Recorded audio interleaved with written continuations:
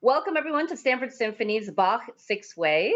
This is our fourth sort of happy hour interactive session, and we are really excited to start. This project is something that came out of, I think, a friendship between Elliot and I. And Elliot is one of the cellists of the Stamford Symphony. And I've been sort of prodding at some of the musicians to come up with ideas for online content so that we can still be serving our community. And Elliot was great because he said he would be willing to do an online session on the Bach solo cello suites, which are a huge part of the cello repertoire. And as we found out, extends out to different instruments of the orchestra. So I thought if we could find a way to make this more orchestral, then we could have a session where we did Bach 6 ways. And I don't know about you guys, but I have been, I'm a very mediocre cook, so I've been looking for recipes online all the time. And this sort of was an extension of, chicken 6 ways. So that's how we came up with the title. I think Elliot. Back here now, Jamie. You're ready to chime in now. Technical issues there, but I'm here with you. So we were thinking about the significance of the number 6. There are 6 cello suites. There are 6 different instruments that you're going to be hearing playing today. 6 suites. Elliot, you said that. Oh yeah, you pointed out this is the 6th month. That's right. It's June. I thought of something that my first New York City apartment, I was on the 6th floor. 6 is pretty important to me. I have 6 people in my family. Yeah. So Elliot, I'm going to let you step up and tell us a little brief history of the Bach cello suite. Sure. Yes. These wonderful pieces are kind of the staple of all of us cellists' repertoire, and I think it's one of the reasons we all wanted to play cello in the first place, and that's why there are so many wannabes, like these people playing trombone and bassoon. What is this? Playing Bach. But it's just such beautiful music that we all want to play it. The story behind it has to do with Pablo Casals, the great cellist, who found these suites in a little music store in, I guess it was Barcelona. And he started performing them worldwide. But before that, they really weren't seen as important pieces of Bach's. Some people do mistake them for exercises, but when Casal started playing them, he's quickly made us realize that these were great music of the very highest order. Um, there are six of them, and they're each in each suite. There are six dance movements, um, and they're often the same ones. Like the most common are the prelude, the allemande, the courante, the sarabande, the minuet, and the gigue. Right. So there are six of those. Um, What's interesting about what we're doing today is that they're usually played on the cello, but many people are striving to play these on their own instruments. Don realized he'd have to do it in a different key to get it to work, and bass players do it an octave lower sometimes. But uh, basically, they lend themselves very well to other people playing them. But just one last thing, can I just say one last thing here, Janie? That what I love about these suites is that they can be interpreted so many different ways. They are really lend themselves beautifully to interpretation. And they say a lot about the person who are playing them, I think. Not for other people to display, but you can find yourself within this music. And I think that's one reason that people want to experience the playing of them. And we can find how each of our musicians has that experience today as we talk to them. Yeah, I love that. I found a quote about Bach. He said that music exists for two purposes: the glorification of God, and he was employed by the church for many years, and the refreshment of the soul. Yeah, I love the So refreshment of the soul. as That's we talk about refreshing, I'm just going to take a little sip, and we're going to go to our first or our second video. This is Don Batchelder playing on the trumpet. yay.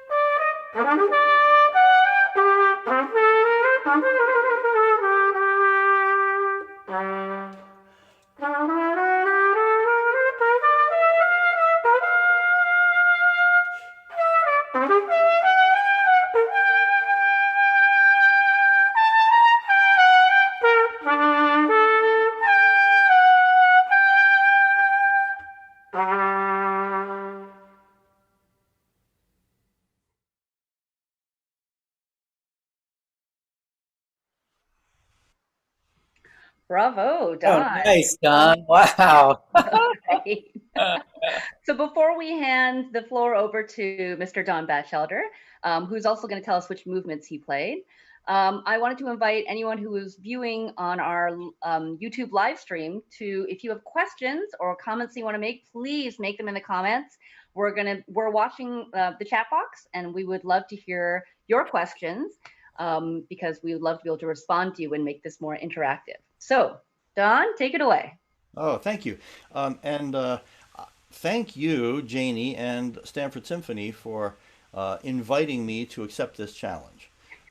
So, what I will say about trumpet players is that we are famous for being a little egotistical, and we're also famous for stealing things. So, this music is absolutely transcendent. And uh, it was just so rewarding for me to be able to steal it. And when trumpet players steal music that was written for other instruments and transcribe it, um, very often other trumpet players then only listen to the trumpet player version of it. So I did try to avoid that. So there's a fantastic performance of Alison Balsam playing that. Uh, uh, and I listened to that and I found it really inspiring. And then I stopped listening to trumpet players, and I went back and listened to Rostropovich and Yo-Yo Ma, and I thought, oh, okay. Um, so Apparently, you're supposed to go Big back to mistake. Casals. No. yeah. So the reason I had to transpose it from D minor to G minor is that the trumpet really has the smallest range of just about any classical instrument. So I actually had to pull out a slide to play the low concert F. And it went up to the top B flat, which is a reasonably high note on the trumpet. Um, so that's really only a range of less than 2.5 octaves. And for the trumpet, that's kind of challenging. The other thing that trumpet players don't do is play chords. Right. So we can't play double stops, triple stops. What trumpets are great at is a bel canto approach. So playing like a singer and thinking about the vocal qualities of the music. That's true of every instrument. I'm sure that cellists, when they play this, think about how would you want to sing it. Yeah. But for trumpet, that is so central to the way we approach music. And so, what amazes me, and Elliot, you've probably thought about this a lot, is how music that was written mostly one note of melody at a time Right. has such a compelling harmonic story to tell. Well, one of the things I was noting is how you play the chords. We can play them a little faster than you can, and more as double stops. Yeah. Um, but that's even the real issue with Bach is that it's linear. It's not harmonic, and all the harmonic stuff, except where there are those few chords, is implied, right? Right. And I think that the fact that we can imply so much about the music is leaves a lot of room for the imagination, and that's a good thing. Yeah. But to me, it's implied and it's emphatic. Okay, So, yeah. yeah, Hmm. right. So for example, I decided that these double and triple stops, which I had to play like a fast uh, selection of notes from low to high, um, were um, dramatic destinations or narrative destinations within the music. So that I went da dee ba dee da dee ba da dee. Right. I really felt like I wanted to arrive at that downbeat of the second bar because it was a multiple stop. Um, Right, right, and when you start thinking about what are the harmonies that Bach is implying, uh, it's so dramatic. right, right. It Yeah. is never it never is satisfied with staying in one place and being lovely for the sake of loveliness. It's always this compelling harmony that underlies it. It just it knocks me out. I think that the characteristic of Baroque music is that there are arrival points, but they don't really rest. They're always continuing on somewhere else. I love that. I think as a string player also, I'm constantly thinking about, Bach was also a violinist, but primarily he was a keyboard player.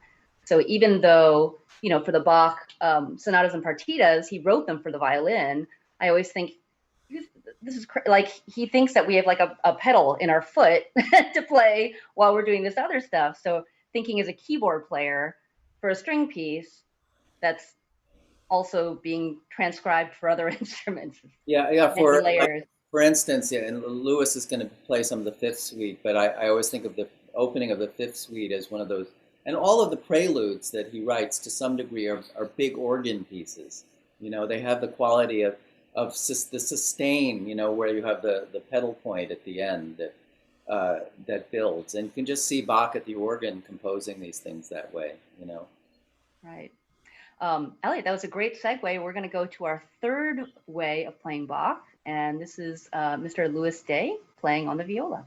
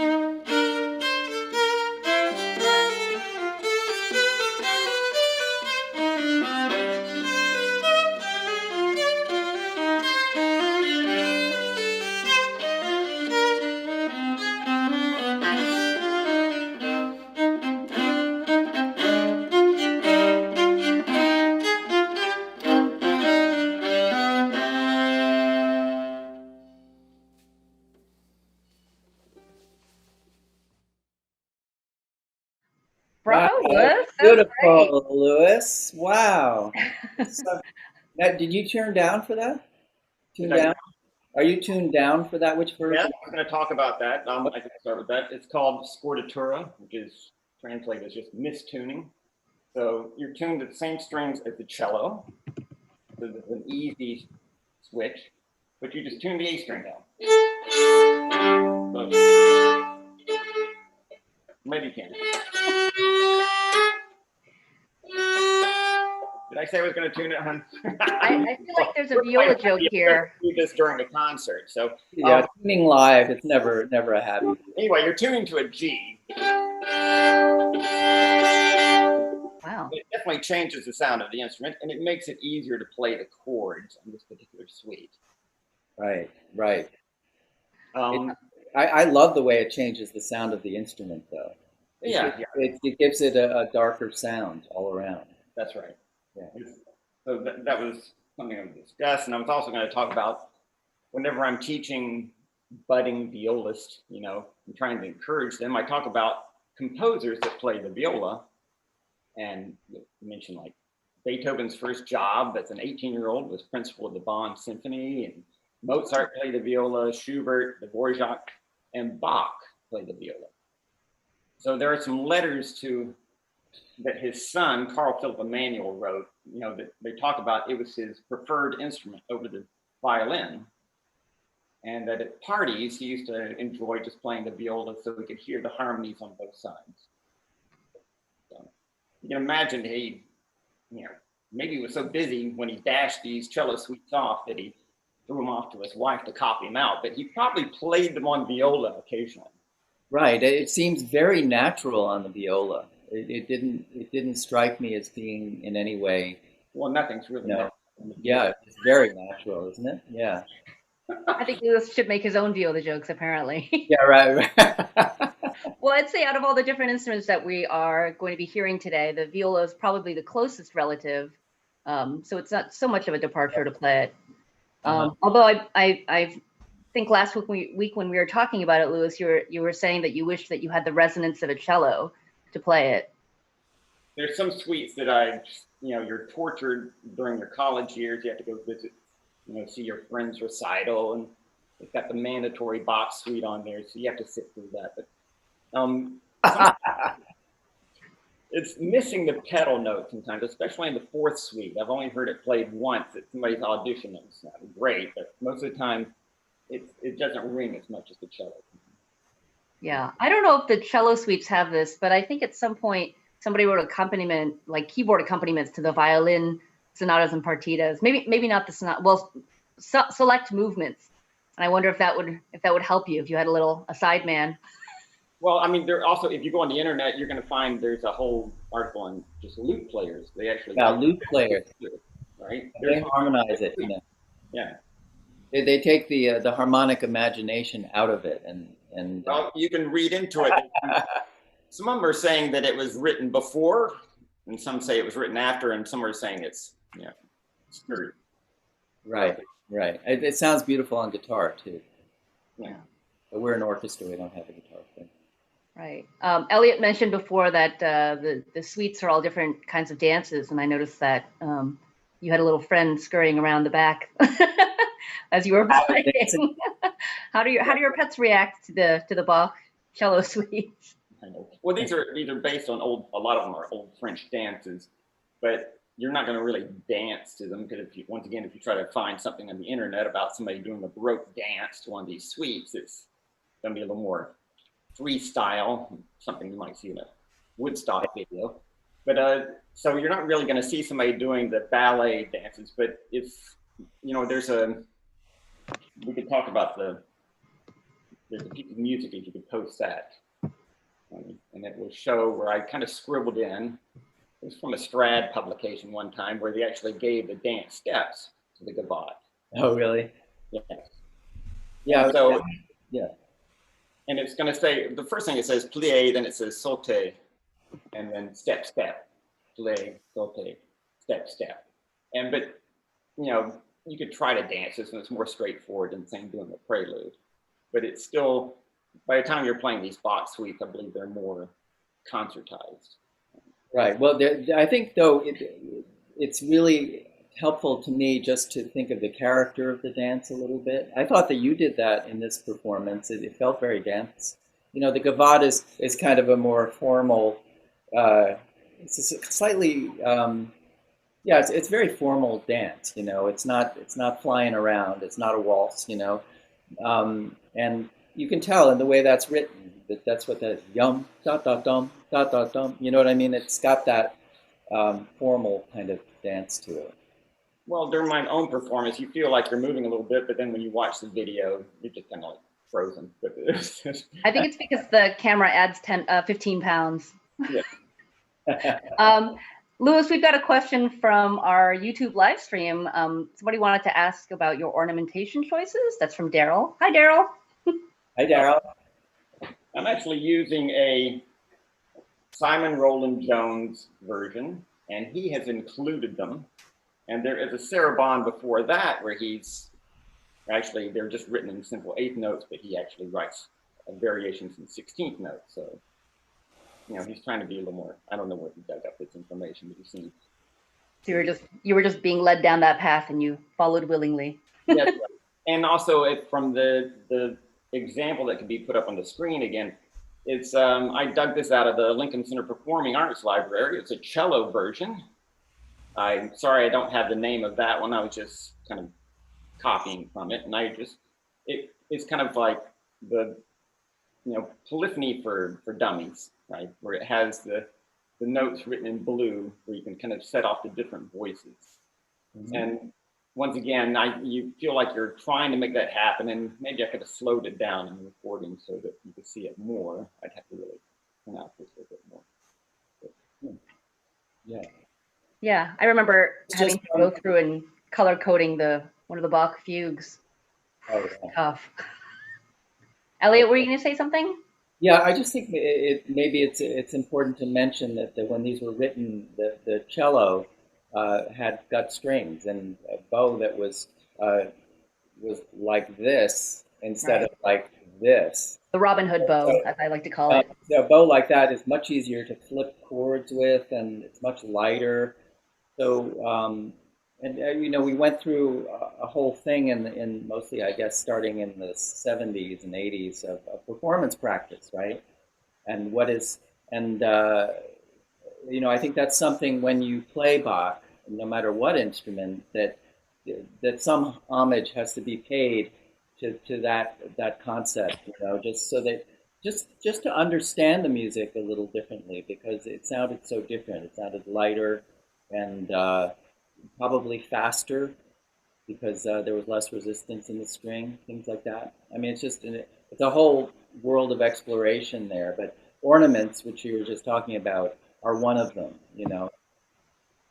And then there were some early music people who became quite militant that they should be played only on those instruments, only with this ornament, But they calmed down in later years. Yeah, I don't think they're allowed to watch this broadcast. Yeah, right. Don, did you want to say anything? I'm going to put you on the spot and let you introduce our next video from John. Oh, cool. All right. Louis, I love that performance. And one of the things that people who are non-string players have to deal with is that we have to physically breathe between the phrases. And there's something good about that. It makes it very human, but it also can sometimes interfere with the rhythm. And I love your rhythm. There's so much rhythmic drive. That was really something that I valued about that. So I have been elected to introduce my very esteemed colleague, John Rojak. These cello suites are played far more often, I think, on trombone and bass trombone than they are on trumpet. The register of the bass trombone is similar to that of the cello. So let's see how the same register as cello, and yet the pluses and minuses of a brass instrument lend themselves to this performance.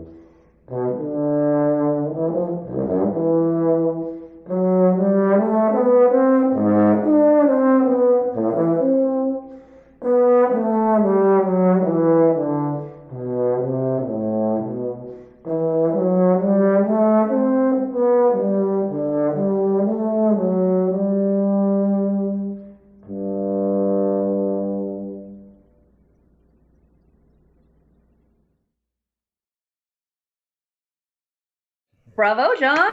Yay, Thank you John! so much. I love it.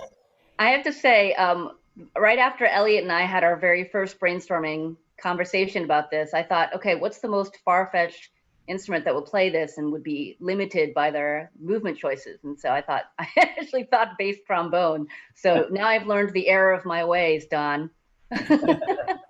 John, can you tell us, let's hear your take on your Bach. As a participant of probably the most misunderstood instrument in the orchestra, well, I was thinking about this, and this is a really interesting sequence. When Janie first contacted me about this, it's just fantastic, a great idea. Trombonists, I think, consider the cello suites one of our method books, actually.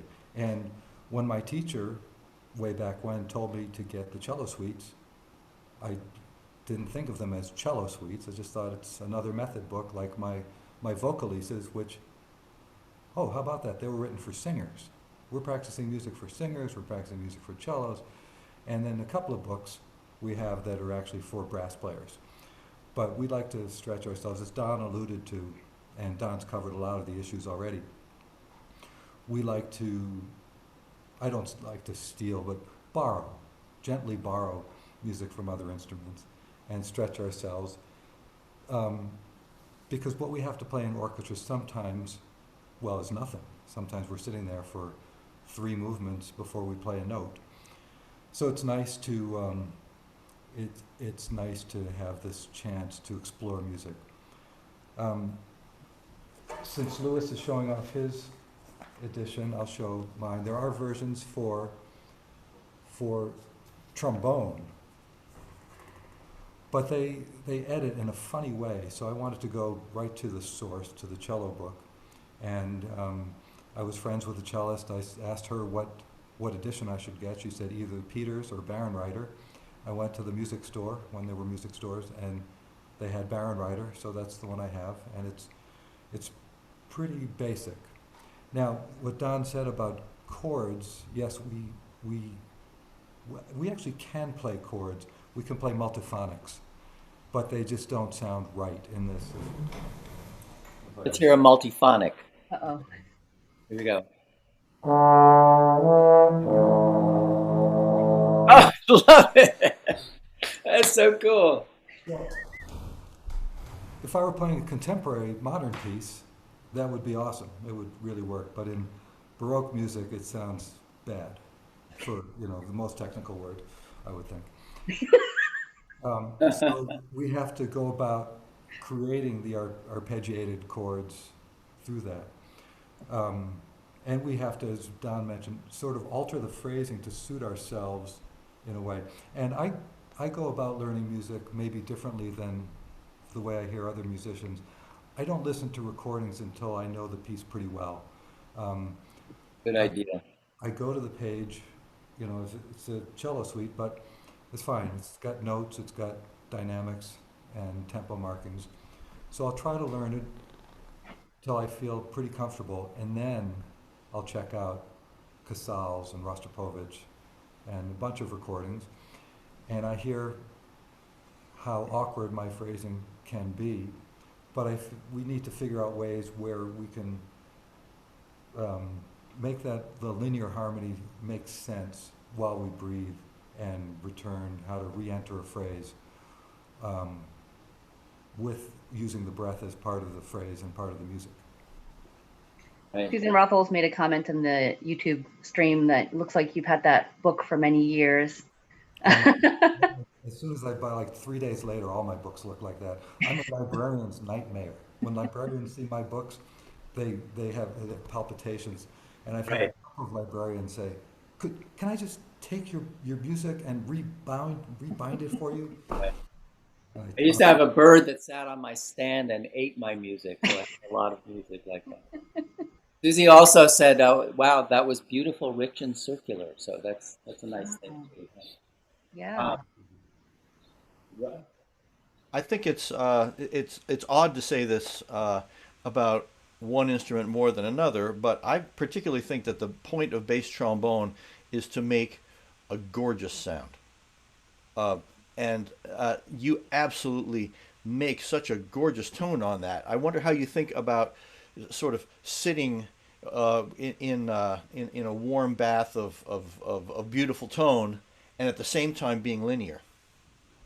Yeah, I think that was something that Elliot had mentioned when we were making that trailer. And I think I'm just looking at all that wood behind you and how resonant it must be.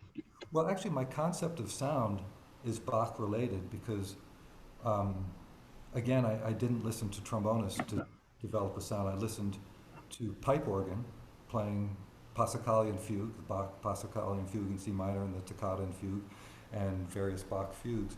And I listened to singers, more some of the old crooners from the late 50s, like Oh, nice. Dick Hames, particularly Johnny Hartman, that kind of Oh, I rock. love Johnny Hartman. Yeah, yeah. So that's sort of my Lush concept. Life. You know his Lush Life when he sings Lush Life. Oh, That when he song. sings Lush Life, yes. Oh, that's one of the most beautiful performances. Oh no, it's amazing. And organ, that pipe organ, the way they have immediate sound. So to get away from the problems of articulating on brass on wind instruments, the articulation, to hear a pipe organ where the sound just starts and can stop in certain ways, that we can have that as tools. And I think by practicing certain techniques, we can come to a piece like the cello suites and create various articulations. And in fact, I tell my students, and I did this myself, to get together with string players and ask them to demonstrate the variety of articulations because it's so more vast. Like when brass players see that articulation with a slur and dots underneath, we think, well, make up your mind. Do you want a slur or do you want it staccato? But to see a string player make that détaché or portato is so revealing for brass players to try to emulate that. And we sort of can, but I think if we try to, it makes it much better approach to music. I also want to say about what Lewis just played. First of all, it was just fantastic. You know, I want to have that on my repeat play to listen to. But that would probably be one of the most difficult movements to play on a brass instrument because Yes. of those chords.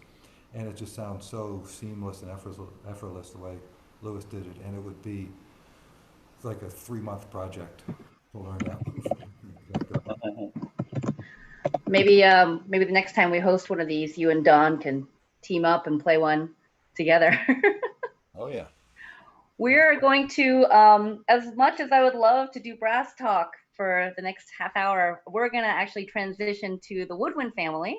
Our next video is from the cello's counterpart in the woodwind family. This is Maureen Strings playing the bassoon.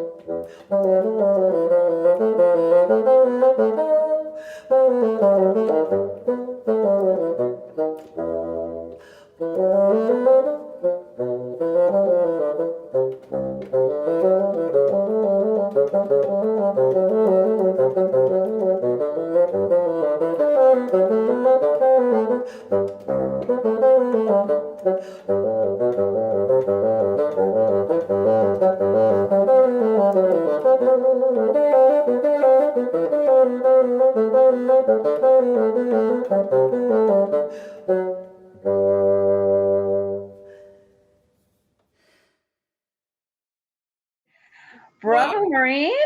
That was great. Thank you so much. I took an online quiz years ago, and apparently the instrument that I'm closely related to in the orchestra is the bassoon. So I'm going to let you take the floor.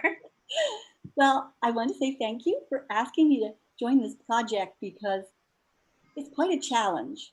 And when you first wrote to me, I was like, do I want to enter into the cello world and step in there, even though we have a lot in common with, as you know, Elliot, with our quality of sound, where we Yeah. are in the orchestra, we play in the background a lot. But I also need a lot of air to sound like a cello, to be able to play it so elegantly as a cello. And I was nervous to be in my best shape to be able to do it. And it did determine the speed and some of the phrasing, just to grab the air and to keep going. So Can I just say something? I just think it sounds that. Did you pick that movement because it sounds so great on the bassoon? It sounds so beautiful. I feel like, oh, that's what it was supposed to sound like. No, thank you, Elliot. No, I did not study these in school, and I had the book. I've got the cello book, and I'd play for fun, just like look through, and a lot of them I would just keep turning the page because I thought, I can't run across strings, I can't do this, and jump around octaves and stuff. But that movement just speaks to me because it's sort of cheerful and it is a little bassoony, and I thought, yeah.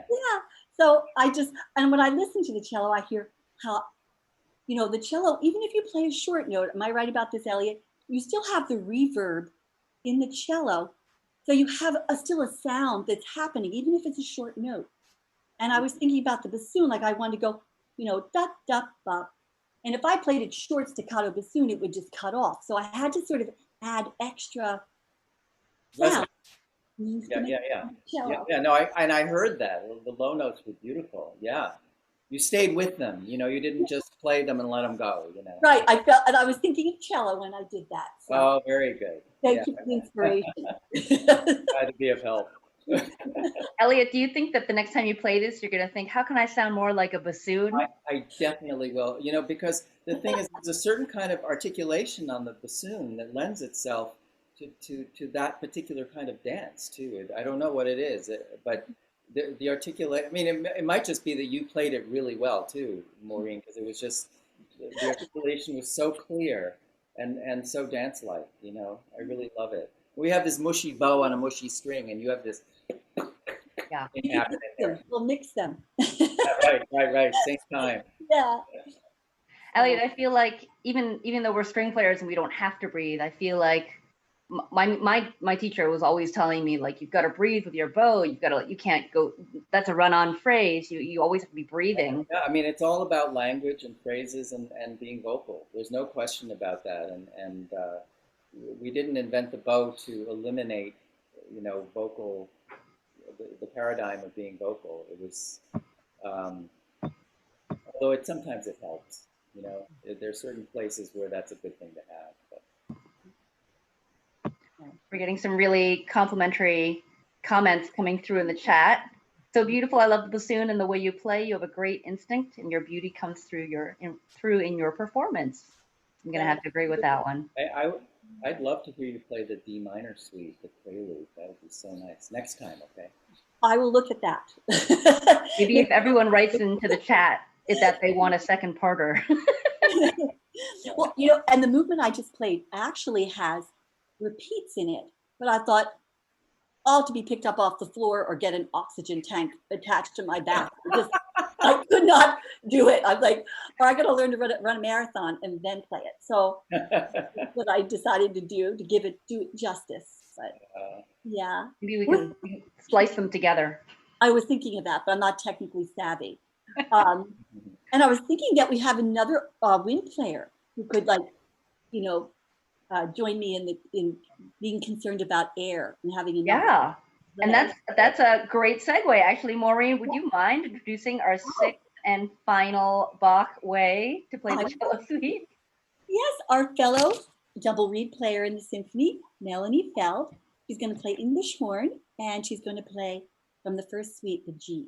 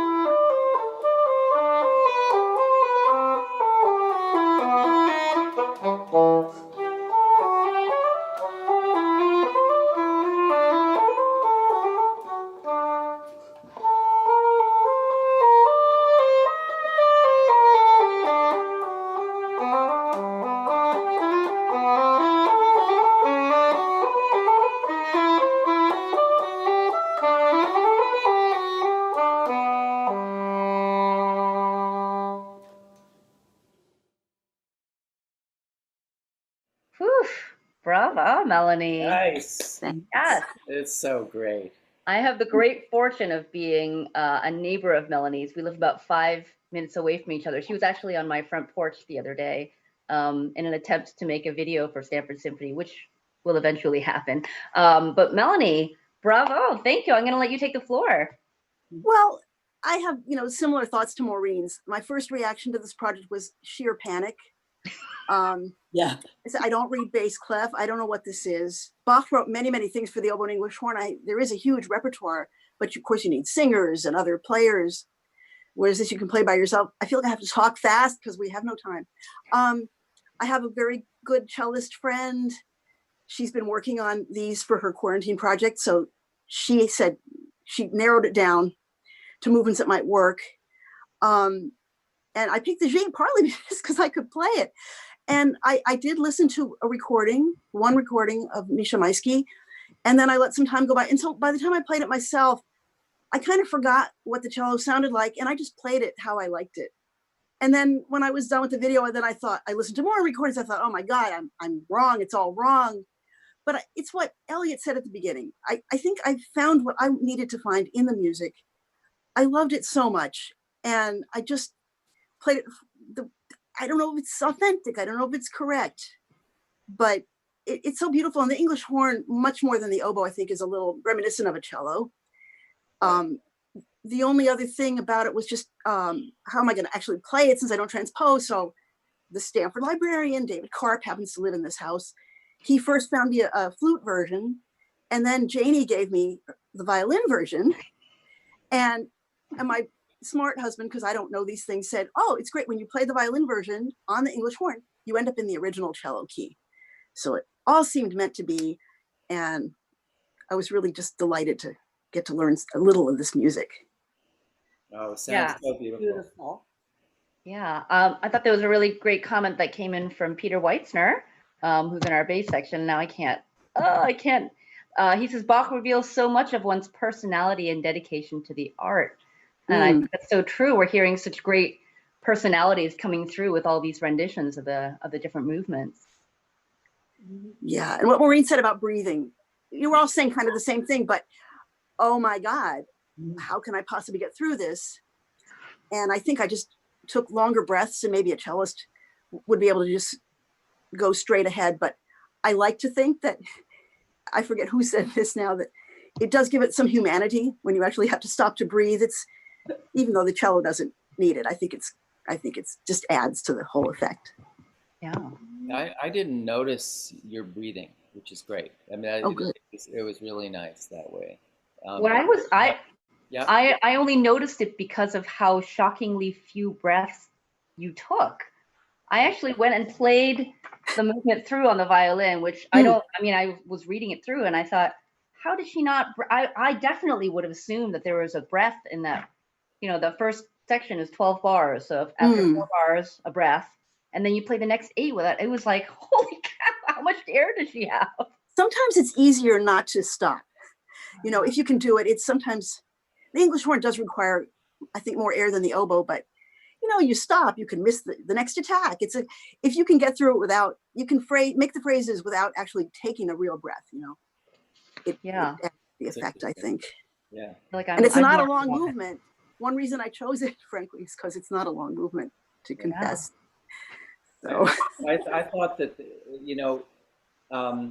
what I heard in this that I don't usually hear is the lyricism of this movement. It was, sometimes it's played like a romp, kind of like that kind of thing. But it was very kind of noble. It's beautiful. Well, I did listen to Honor Bylsma playing it, so it's a very different kind of approach. Totally. And I don't know, I thought what he did was great, but for myself, I just wouldn't, maybe it's because it's not a cello, but I don't know. I felt like the English horn, it's different. I played it for the English horn and, No, but that's why this project is so meaningful, because the actual instrument forms the music in a certain way. Bringing a new instrument to this music makes it something else entirely, and it gives us a new angle on it, It's great. Right. I mean, music doesn't exist in a vacuum, right? All these different things are influencing us. The Right. other instruments, our teachers, people that we're hearing, the weather, the amount of coffee. Oh, that's an important thing. That can affect the tempo. I wanted to invite all of our musicians back on as we wrap up the hour. We've got 5 minutes left. This is your last chance to put questions into the chat for us. I don't know if anyone had, I know some things came in. Let me see. Talking about the length of phrases and air supply and long line.